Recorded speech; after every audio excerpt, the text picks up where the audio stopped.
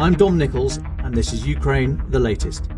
Today, we analyse the ongoing invasion of Russia by the Ukrainian military and ask, with so many drones watching everything that moves, how has surprise returned to the battlefield? Bravery takes you through the most unimaginable hardships to finally reward you with victory.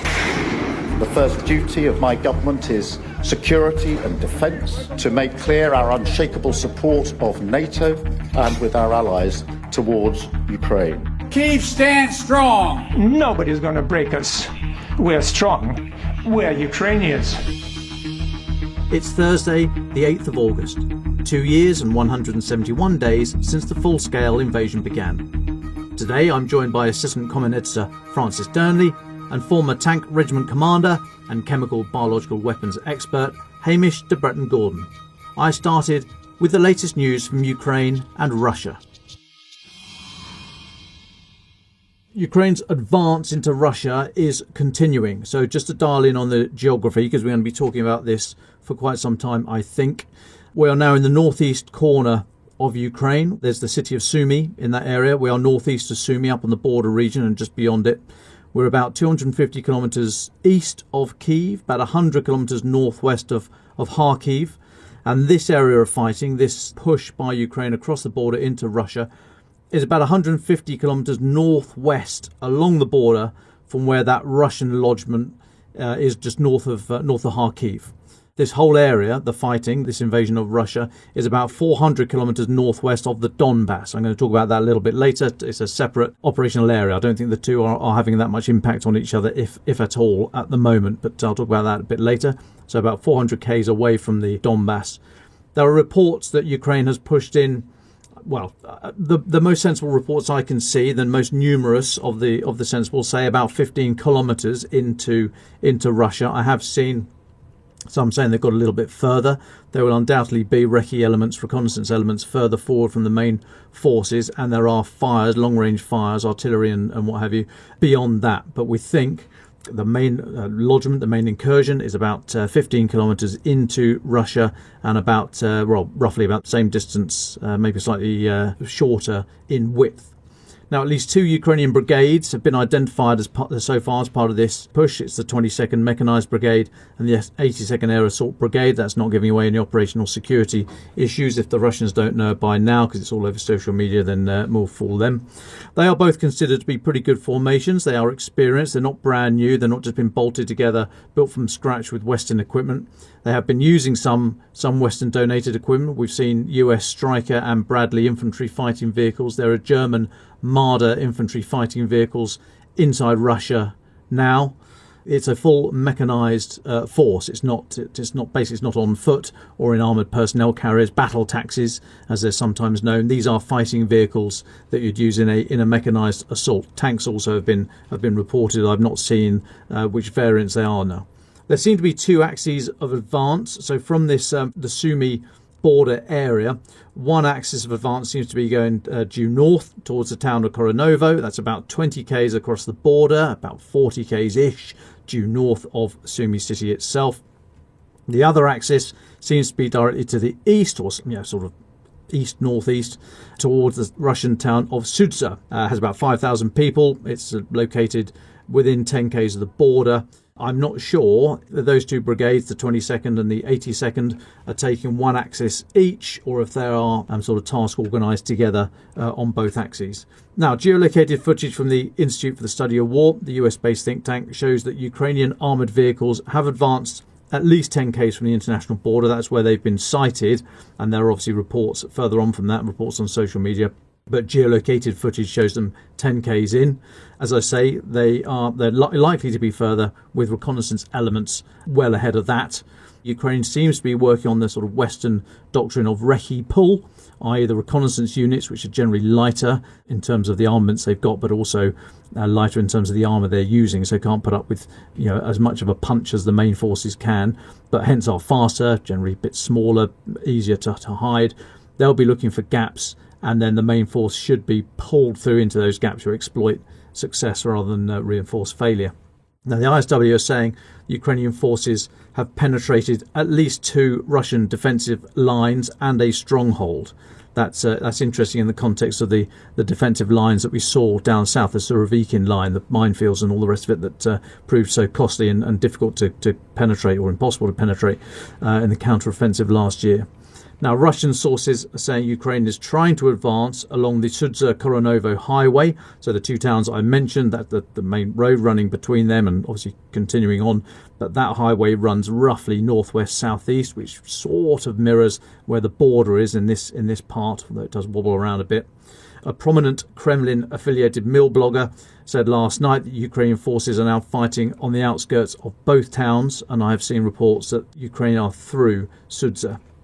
It's extremely difficult to get any information out about this.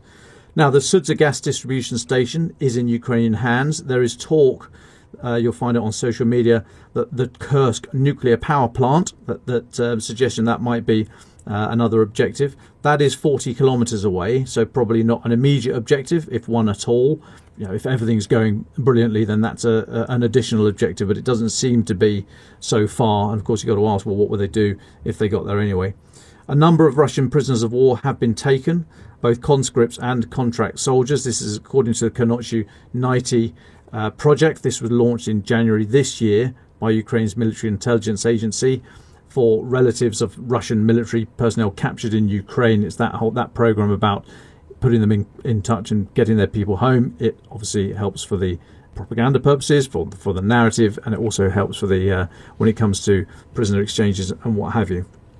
Now, in a statement, this group said that many had been captured. They said, quote, "There is also information about the dead whose bodies were not taken away by their comrades in arms during the retreat."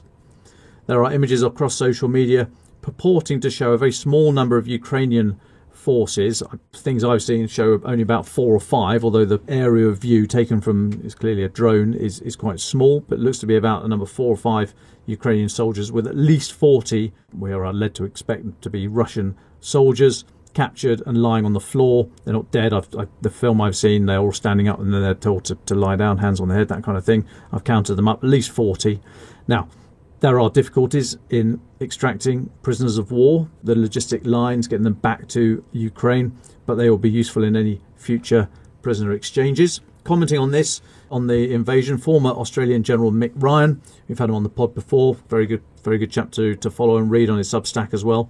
He says Putin has responded to this Ukrainian attack quicker than other surprises that Russia have been subjected to during this war. He points to the Prigozhin uprising last June, when the Wagner group sort of legged it up the motorway and stopped after a couple of 100 kilometres north of Rostov-on-Don. Mick Ryan says that Putin then was absent for a couple of days, didn't know where he was, didn't make any decisions. This time, however, Putin seems to be a bit more active. He held a meeting of the National Security Council yesterday, some of which was shown on Russian TV. During that meeting, he described the Ukrainian operation as, quote, another large-scale provocation. Now, also present at that meeting were Defence Minister Andrei Belousov, Security Council Secretary Sergei Shoigu, who you'll remember has just been replaced by Belousov as the Defence Minister.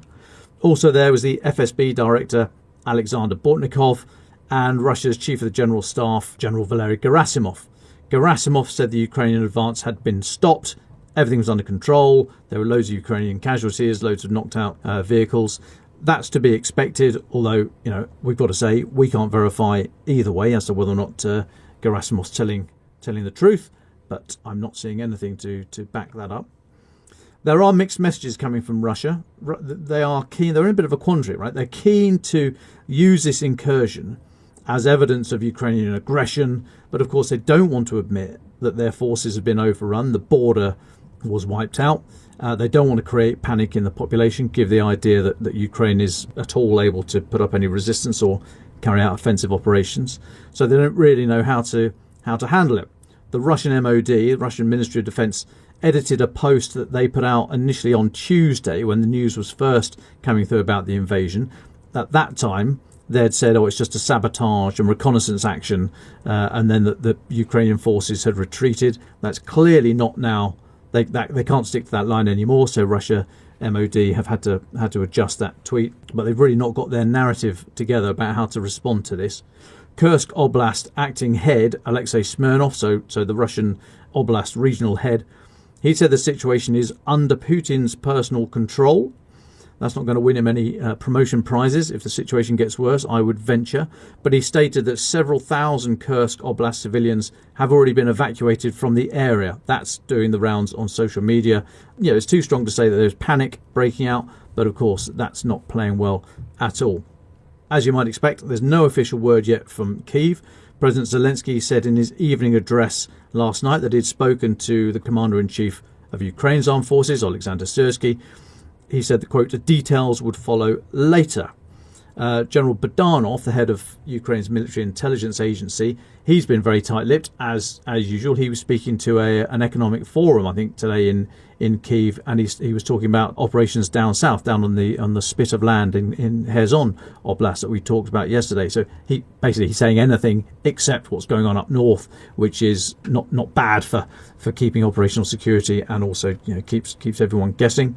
Now, the BBC journalist Will Vernon, he's reporting that the invasion was organised in coordination with British intelligence services, according to the Russian MP Adalby Shagozov.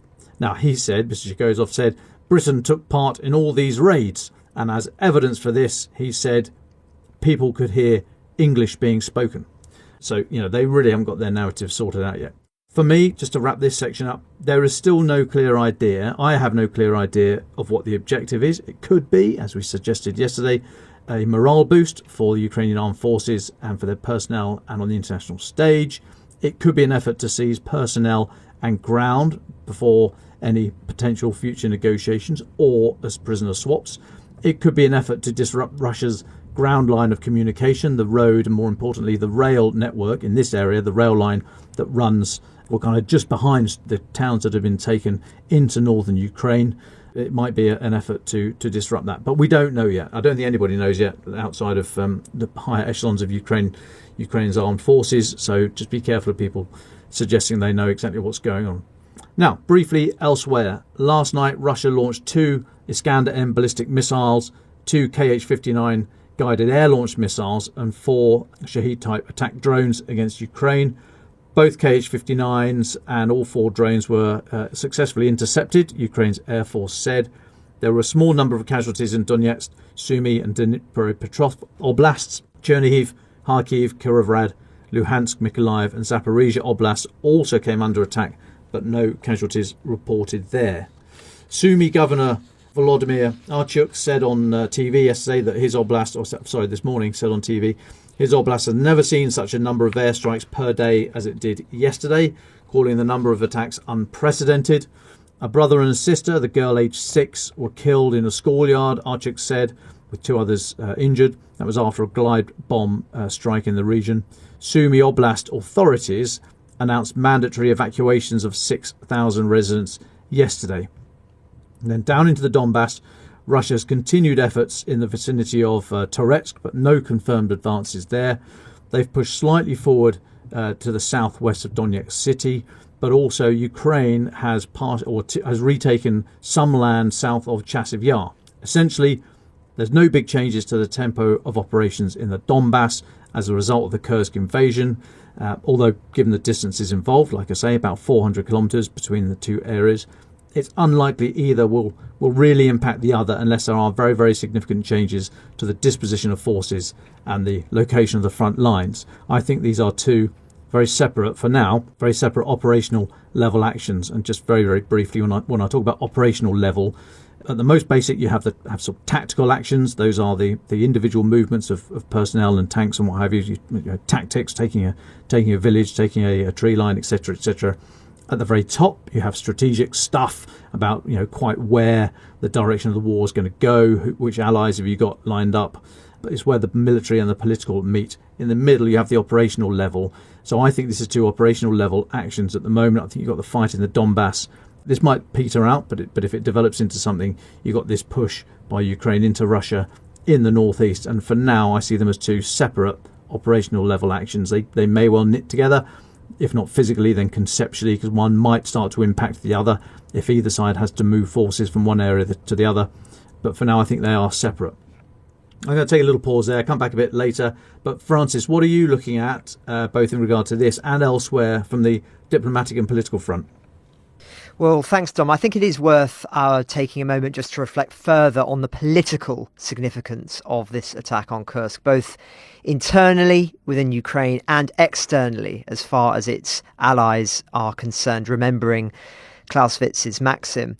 When the attack began, as we reported yesterday, there was considerable concern that this may well have been ill-advised in military terms, given the pressure being exerted by the Russians on other sectors of the front.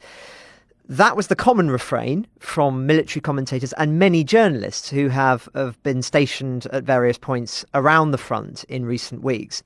But the mood this morning has noticeably shifted. The inroads the Ukrainian forces have made and the optics you just described there of Russian soldiers surrendering has led to many more people making positive remarks today about the wisdom of the decision to make this manoeuvre. The author of one critical thread yesterday has now put it as follows: I still think this could be a serious mistake given the situation in the Donbass. However, the situation can quickly change, proving me wrong.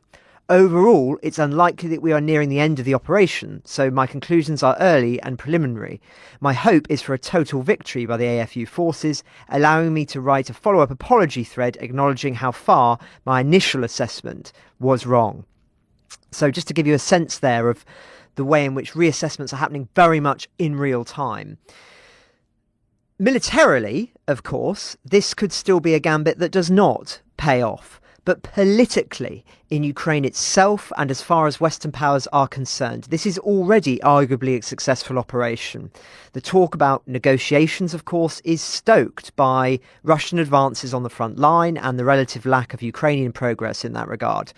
Operations will force many to reassess their assumptions about what Kyiv is capable of and indeed would be able to do with further support. When you see actions like this, it leads, and you can see it happening, literally, as I say, in real time. People saying, my God, I had no idea they still had it in them.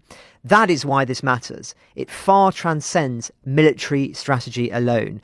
Though, of course, it could prove highly significant there too, for the reasons that Dom just mentioned. You could see in a situation where forces are forced to leave some of those pressurised points on the front in order to try and destabilise this new offensive by Ukraine.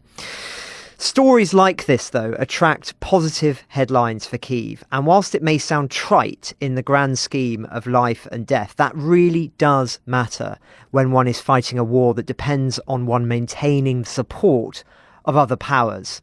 And that's before we even get into the internal impact within Ukraine itself. It's far too early to say what impact this will have on some of the polling that we've discussed recently, but there is some evidence that at least temporarily this has boosted morale after what has been a pretty blankly depressing few months on the news front.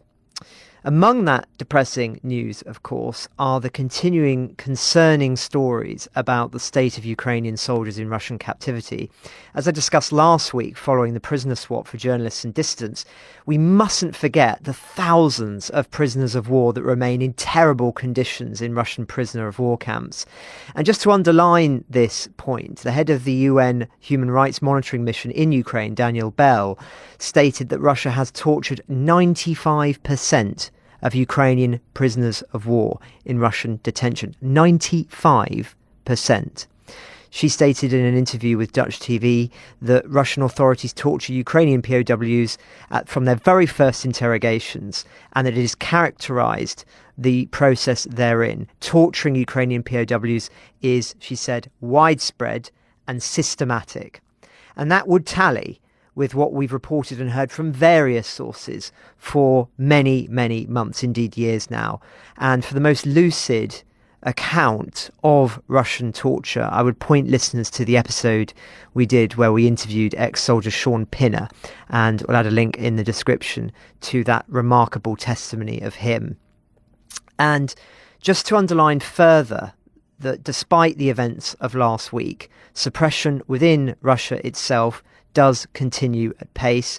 Russian-American ballerina Ksenia Karelyenya has pleaded guilty to treason charges after she was arrested for donating money to a charity supporting Ukraine. Russian prosecutors are seeking a 15-year sentence after the security services accused her of collecting money that could be used to purchase tactical supplies for the Ukrainian army. She was detained by authorities in Yekaterinburg, east of Moscow, after a family visit in February. So again, this is still ongoing, and given that she is half American as far as her passport is concerned, this is perhaps yet another example of somebody who will be a helpful bargaining chip in future prisoner exchanges. And that is, of course, why there were concerns, which are important to raise, about the precedent that the events of last week set, however welcome they may be on a case-by-case basis.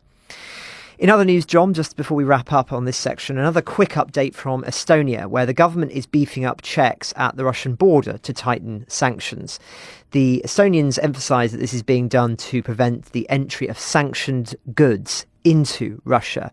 And to quote Finance Minister directly, this declared destination is often listed as a third country, but we do not believe this. Practice shows that on the way to the destination, usually located in Asian countries, these goods are halted halfway somewhere in Russia. Among these goods are many suspicious items, such as military goods, dual-use goods, or cash. It's a very interesting development given the critiques that have been made about the use of third-party nations to smuggle material into Russia. Clearly, the Estonians, unsurprisingly, given their geography and threat level, are one of the countries pursuing this first. But nonetheless, it does bear repeating that there are many other countries that are able to more easily smuggle or just directly sell material into Russia because they are not involved in the sanctions program. And that what we're seeing is countries where there are no restrictions on what one is selling to other countries that are selling, say, drone parts to Kyrgyzstan or another country like that, and then they just are going straight into Russia, which is why you see situations where 1,000% increase in sales of certain machine parts goes up in these bizarre countries because they are then being sold on to Russia. And clearly the approach that's being pushed for by many entities concerned about this is that if businesses are or have evidence that the material that they are selling to these countries is then going on to Russia, that should be banned or made much more difficult to take place. But that is difficult. That is a very, very difficult loophole to shut. And that is why, of course, it is taking time. But interesting that the Estonians are looking into it. But that's where we are, Dom, in terms of the main stories today. A rare, quieter day in the political realm. But we must not forget the importance in the political sense of what is happening and unfolding in Kursk as we speak. Yeah, thanks, Francis.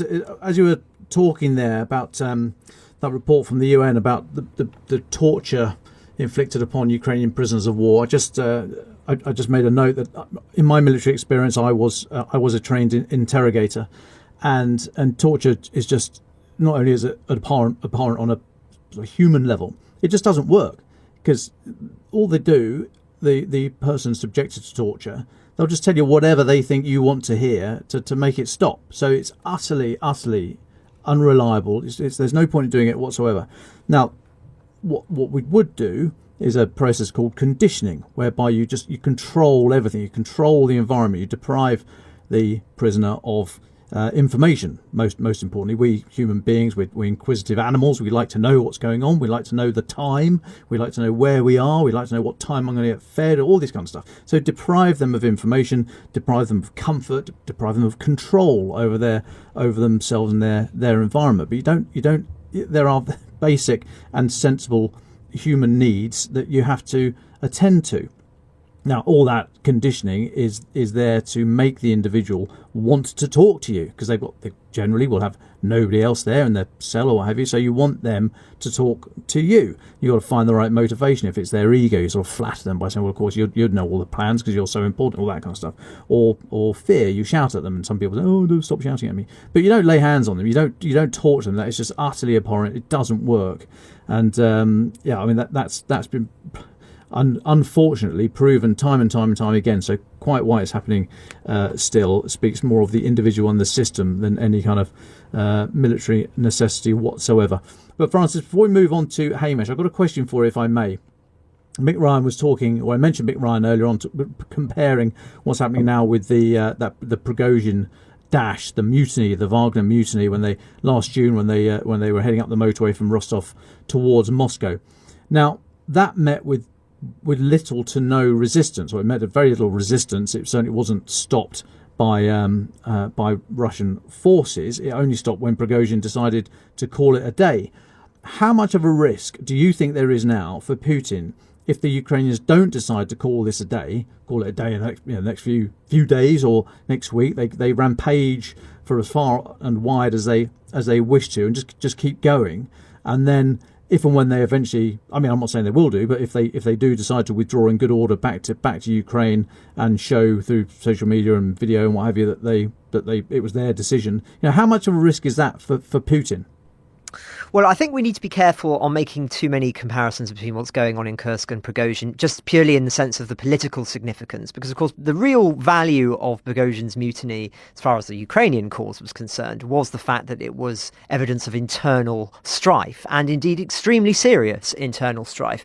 As listeners who were listening then will recall, I think it's fair to say collectively as a podcast, were very sceptical that Prigozhin could be successful because he was seen as an outsider as far as the Russian elite were concerned, a fringe maverick figure, which meant that it was very unlikely that he would be able to cause serious threat of overthrow of Putin. And it doesn't really appear that was something that was his direct motivator, though I'm sure it was in the back of his mind that, if things go really well, maybe, who knows, I'll be running Russia by the end of the month.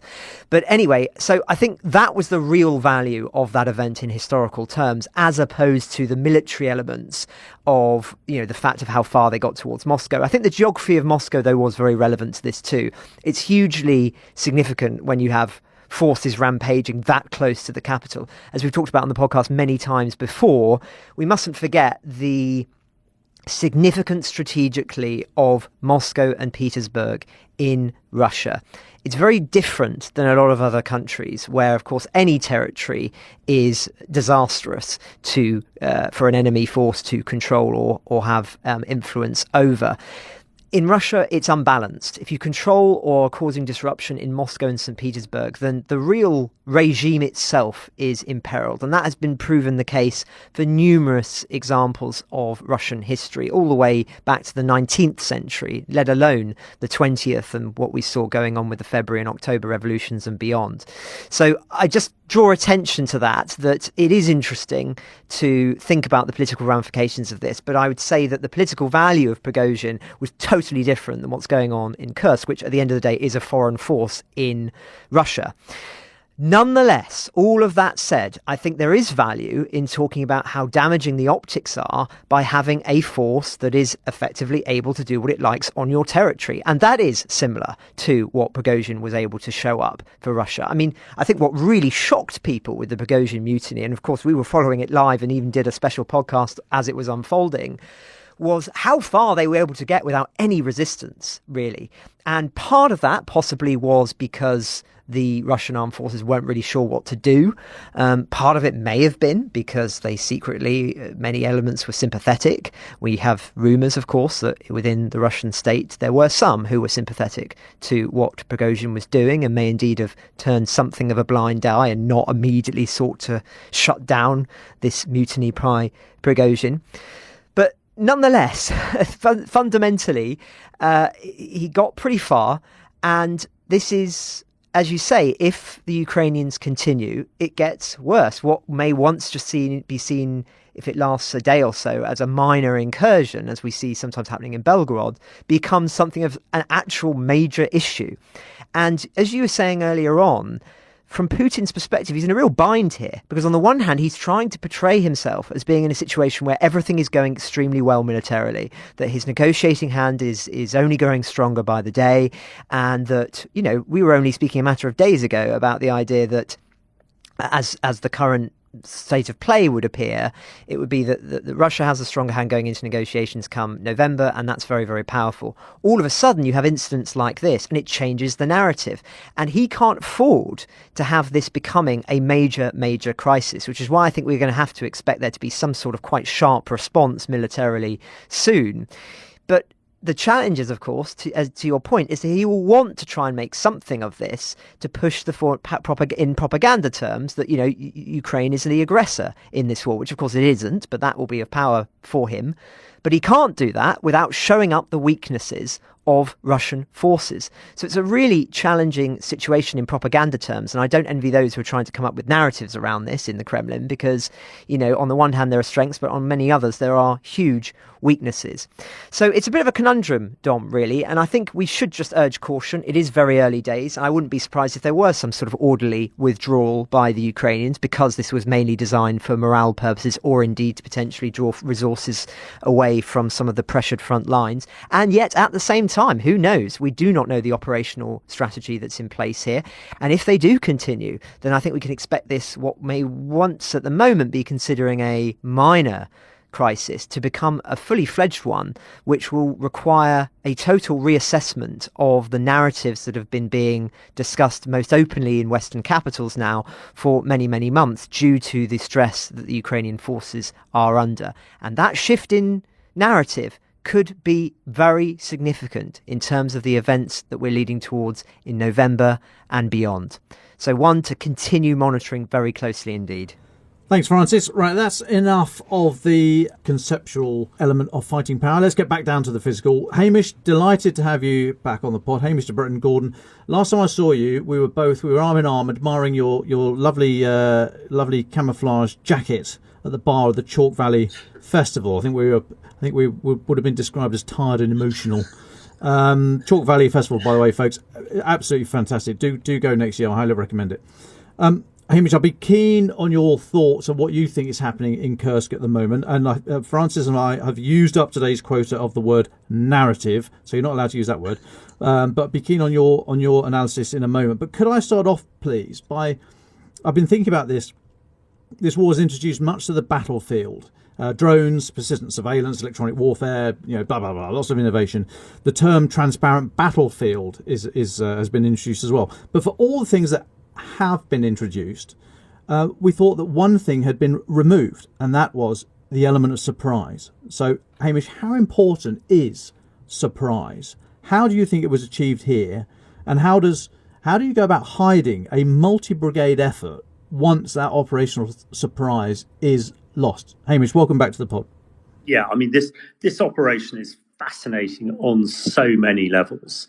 And as you say, the surprise thing we thought had gone with the multiple drones, the surveillance assets, and everything else. How on earth do you achieve surprise? Because actually, as you say, this is in what we call in British terms sort of battle group level operation.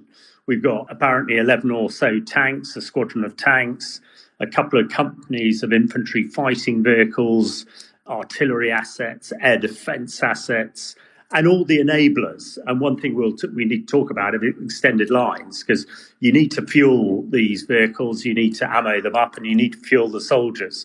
And that's not an insignificant task. But if you just laid this thing on the ground without much dispersion, it would cover a couple of kilometres. And we're led to believe, how on earth can you hide that? But I expect one thing is probably the Russians have assumed that, and people become very reliant on technology.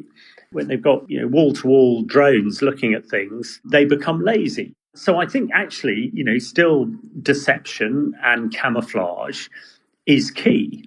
I think the other element to it, not to use the narrative word, all the activity in the last few weeks and months has been elsewhere. And we know that the Ukrainians are very canny. And in preparation of the battlefield, as we call it, before you do an operation, you want to make sure everything is going in your direction. All of that activity and all the stuff on social media and all the intelligence coming out of Kyiv on the pro-Ukrainian side has given absolutely no indication that there was going to be a counter move or whatever we want to call it in this part of the world. The idea was to dislocate, is a military term, but catch the Russians off balance. And by golly, have they managed to do this? You were talking about tactical operations, Dom, a minute ago. I mean, this is a classic tactical operation that's had a strategic impact. I sort of mean that by the fact that Putin's got directly involved and got his long screwdriver involved. And when you have tactical operations in effect commanded at the strategic level, you lose complete flexibility, you lose the ability of junior commanders to think for themselves, which is why I think 48 hours down the line, we haven't seen a Russian reaction, except for Peskov and Medvedev claiming that Wagner are there fighting. The last time I looked, or yesterday, Wagner were in Mali. How they got from Central Africa to Central Europe in 24 hours, Lord knows.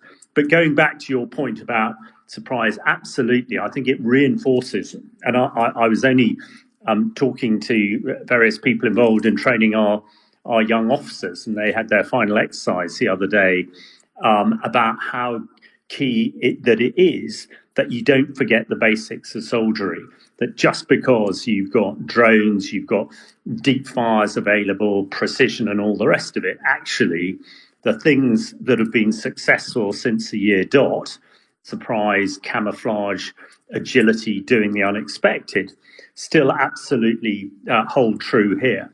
I think the other thing that is evident, and we've spoken about it in the past, this idea of combined arms manoeuvre, where you have tanks and infantry fighting vehicles, the Bradleys, Strikers, etc., air defence, all working together. We haven't really seen that in the last 2.5 years. We've seen very basic type of operations at the conventional level. And conventional, I'm not talking about nukes and all the rest of it. I'm talking about conventional rather than sort of special forces.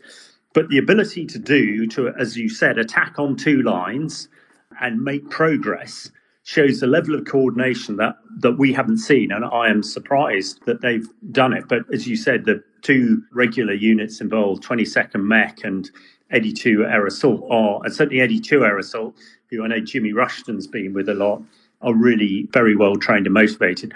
And they must have been doing an awful lot of training to be able to achieve this type of operation. So, the other bit that you said at the beginning, the fact that they have broken through. Now, I understand there must have been a complete electronic warfare sort of blanket 24 hours or 12 hours before this operation kicked off, and led, I understand, by massive amounts of FPV drones and others. And the fact that the Russian forces on the border just sort of crumbled and surrendered was a surprise, I think, again, because it was so unexpected.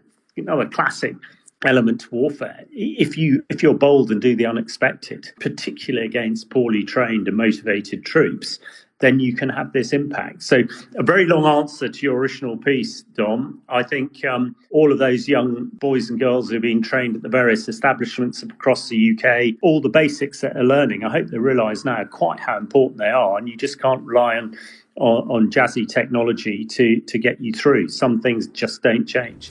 No, absolutely. And interesting you mentioned deception there in your answer, deception being the sort of the bedfellow of surprise. I note when it comes to deception, just in the last 2 hours, Ukraine's Ministry of Defence tweeted, President Zelensky has said F-16s are already in Ukrainian skies and there will be more, unquote. Now, we know that. That happened last week. They made a great old song and dance about it last week, about F-16s in Ukraine, blah, blah, blah.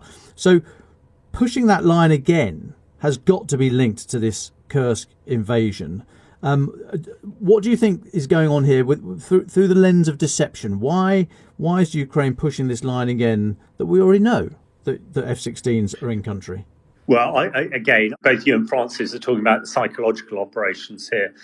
I've already seen, I'm sure as you guys have on social media, that apparently F-16s are buzzing around above the troops already and are part of the successful incursion. I would be incredibly surprised if, the 10 or so F-16s that Ukraine now has are flying around the border. But the psychological impact, although we know that social media is fairly limited to the Russian troops who are opposing it, this stuff does get through.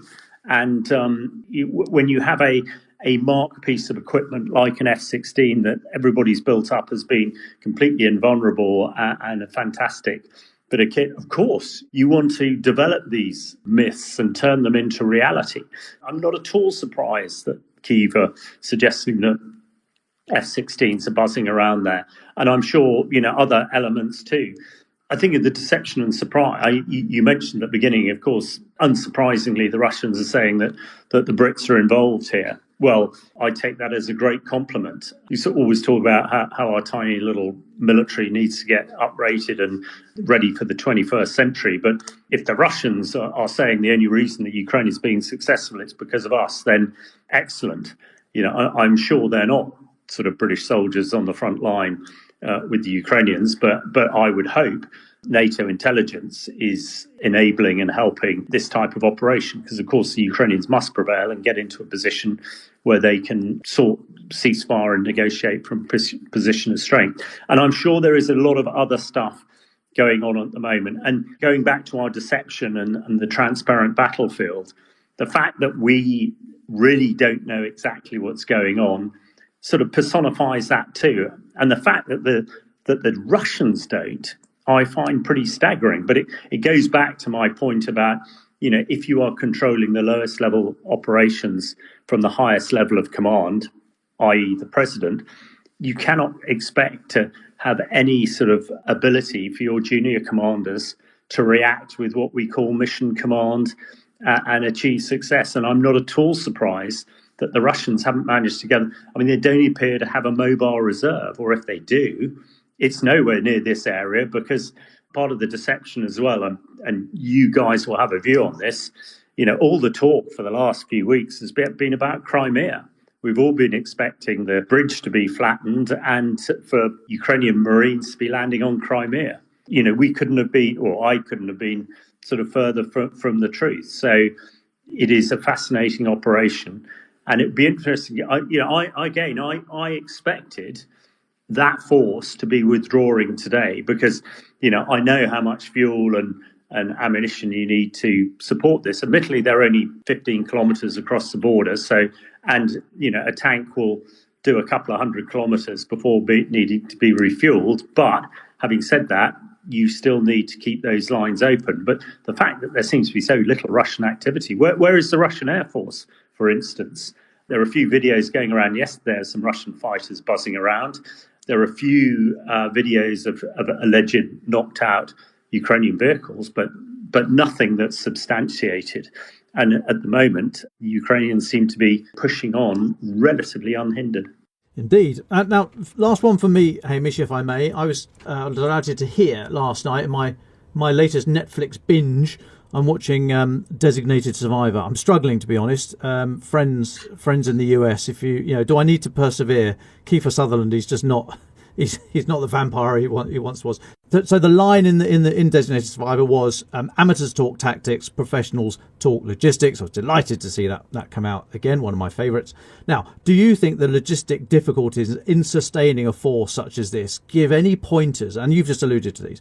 But do they give any pointers to what you think the objectives of this might be? I think they do on the face of it. But what we don't know is, what is that logistic tail? What is built up behind it to keep it going? But I tend to agree that actually when you look at this looks to be a short counter move. Allegedly, there is a build-up of 75,000 Russian forces in the area. There's pressure elsewhere, as you've talked about. But this was, I think, a counter move to dislocate the Russian high command. And to me, it's been successful. I wouldn't be surprised if the operation has reached, again, a word we've used many times, its culminating point. It's reached the point where they will not achieve a lot more by keep pushing on. But we could very well be wrong. This has caught us by surprise. But I think this is one of the most definitive tactical operations that we have seen by the Ukrainians, perhaps throughout this war. We shall see. But the fact that it's headline news with everything else that's going along, the fact that it seemed to be panicking Putin, and even yesterday Putin was having to give his air defense to the Iranians. He is now reaping what he sows, because there's obviously no flipping air defense on the border to protect his troops in the Kursk region. And the final thing I would say on this is, of course, Kursk has been the graveyard of the previous tyrant who stormed across Europe. The Battle of Kursk, 1943, was sort of the beginning of the end of the Nazis' and Hitler, when in the most bloody of battles, 4,000 tanks on both sides destroyed hundreds of thousands of men. The Russians actually prevail then with pure blood and numbers, and it saw the Nazis pretty much, that was the beginning of their end. Let's hope this Kursk operation has a similar positive impact for the Ukrainians. If I could just jump in both, I think Hamish has just made a very interesting point there, the historical comparison with Kursk, because it is another element that may have some symbolic value here as far as the Ukrainians are concerned.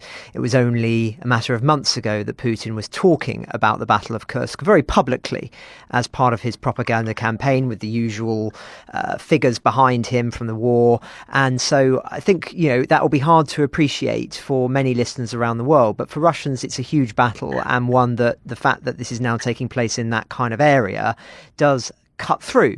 But the question I had to both of you is, given what we've discussed today, you're right, Hamish, that there is a lot of headlines that have been drawn around the world on this story, but I wonder whether it should be more prominent than it is. So I suppose my question is for both of you, perhaps Hamish first and then Dom, if I may, is, do you think this is an operation that warrants more attention that it's receiving, or do you think that we're at about the right level in terms of the observation of it? That's a really good observation, Francis. And I think with everything else that is happening in the world at the moment, and funny enough, I've just done an interview for a radio station, and the sort of introduction, well, Ukraine is back in the news at last. And I was sort of thinking, if a national radio station is just saying that, and the fact that Ukraine has been out of the news because of what's happening in this country and what's happening in the Middle East, where I think as we've discussed, and those of us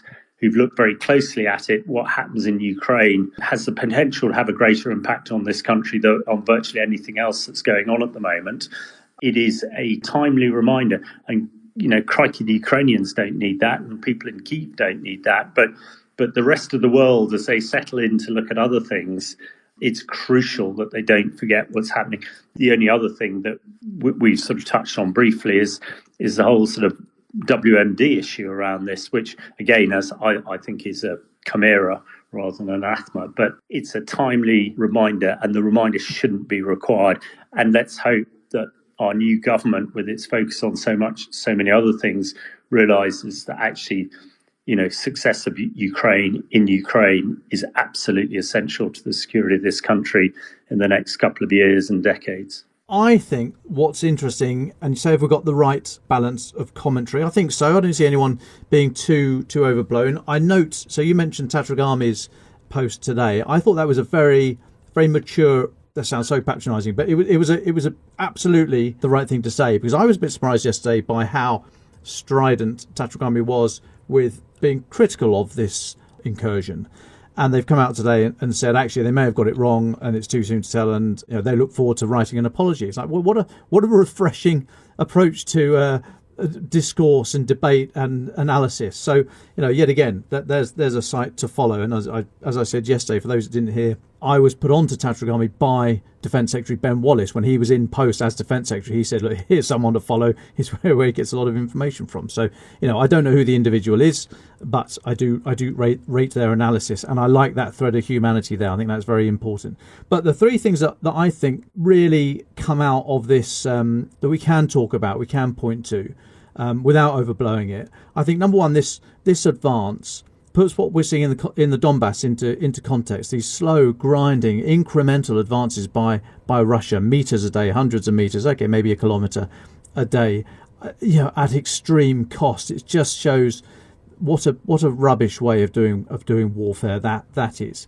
Secondly, it puts last year's and this year's counteroffensive into context, i.e., how a well-prepared defensive line such as Russia had can seriously unhinge an attacker. And what lessons do you draw from that? Number one, dig one, as we've been saying for months, and echoing others. Francis Farrow in particular had been very big voice on this. Ukraine, where was your defensive line? Get it dug. Get them dug.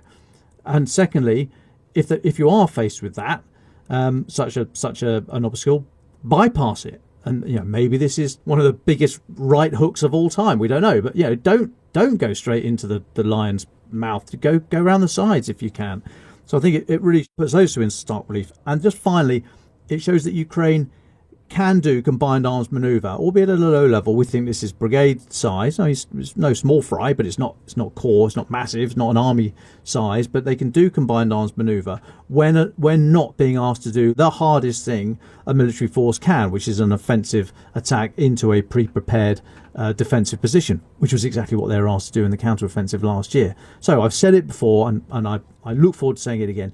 This Russian army can be beaten. And here you see some fairly low-level number of forces. We're talking small double digits of armoured vehicles that are punched into Russia. I mean, it's just mad when you think about it. What the headlines gone from 3 days when you'll be in Kyiv to 2.5 years later you've been invaded. I mean, the first time since 1943. Absolutely incredible stuff. It shows what Ukraine can do, and it shows what this Russian force is like when they come up against a proper, well-organised, well-trained, well-equipped enemy. So I don't think we're overblowing it. I think we're getting the pace just about right. We will continue to report on this, of course, with the accuracy and the fidelity that you rightly hold us to account for. Let me move, please, chaps, to final thoughts. And Francis, can I come to you first, please? Thanks, Dom, and thanks for answering that question. I think you're absolutely right that we need to always be thinking about how we are reporting on this stuff, and it's great that listeners also hold our feet to the fire, as it were. And on that point, by the time most of you listen to this at home, I will have done an Ask Me Anything on Reddit later on, following in Dom's footsteps. And I just mention it here because I know that many listeners have questions about this war, and we do our best to answer them on social media when we can, and of course try and reply to those we receive by email on the podcast. But if you want to have a single page where some of those most frequently asked questions are answered, then I'll add a link in the show notes to that Ask Me Anything, which is happening this afternoon about 2:30 British time, 9:30 Eastern time. And you'll be able to see after the fact those questions answered by myself. Hopefully, I'll do it justice. And I imagine as well that there'll be some questions about the podcast and about who's the best dressed of you and David. Answer neither of you, and other similar little snippets like that. But mostly, of course, it will be discussing some of the assessments that we've made over the course of the last 2.5 years and 650 episodes, and indeed where we think the war is going. So if you're interested in looking at that, I'll add a link in the show notes. Ukraine the Latest is an original podcast from The Telegraph. To support our work and to stay on top of all of our Ukraine news, analysis and dispatches from the ground, please subscribe to The Telegraph. You can get your first 3 months for just £1 at www.telegraph.co.uk/Ukraine the Latest. Or sign up to Dispatches, our foreign affairs newsletter, bringing stories from our award-winning foreign correspondents straight to your inbox. We also have a Ukraine Live blog on our website, where you can follow updates as they come in throughout the day, including insights from regular contributors to this podcast. We also do the same for other breaking international stories. You can listen to this conversation live at 1 p.m. London time each weekday on Twitter or X Spaces. Follow The Telegraph on X so that you don't miss it.